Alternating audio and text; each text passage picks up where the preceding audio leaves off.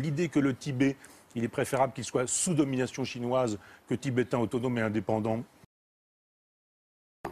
Moi, je dis que je ne suis pas d'accord avec le projet politique du Dalai Lama, qui est un curé tibétain d'une des 4 sectes. Faisons court. Vous êtes d'accord avec la répression chinoise? Non, mais non, bien sûr que non. Comment pourrais-je être d'accord avec une chose pareille? On peut passer au 3e point. Non, non, non, pas du tout. Pas du tout, monsieur. Il faut regarder votre irresponsabilité politique totale. Ouais. Car la revendication du Dalai Lama, c'est l'indépendance du Tibet historique. Vous savez même pas où c'est. Ça représente le quart du territoire de la République populaire de Chine.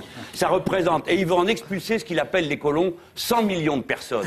Pour régler le problème de 300 000 réfugiés à Jérusalem, on y est depuis 40 ans. Alors, supposez qu'un homme responsable dise, si la France a reconnu la Chine dans ses frontières en 1964, et c'était pas Georges Marchais qui a reconnu la République populaire de Chine, c'est le général de Gaulle. Alors on respecte ses frontières et on ne peut pas être d'accord avec un curé qui prétend faire une sécession du quart du territoire de ce grand pays pour y installer un régime clérical. Vous n'avez qu'à lire la constitution que propose le Dalai Lama et en expulser 100 millions de personnes. Bon, d'abord on va mettre de côté quelque chose que vous ne voulez pas dire, mais j'en suis certain. Je n'ai aucune tendresse pour le régime russe ni pour le régime chinois. C'est bien en le disant. Voilà.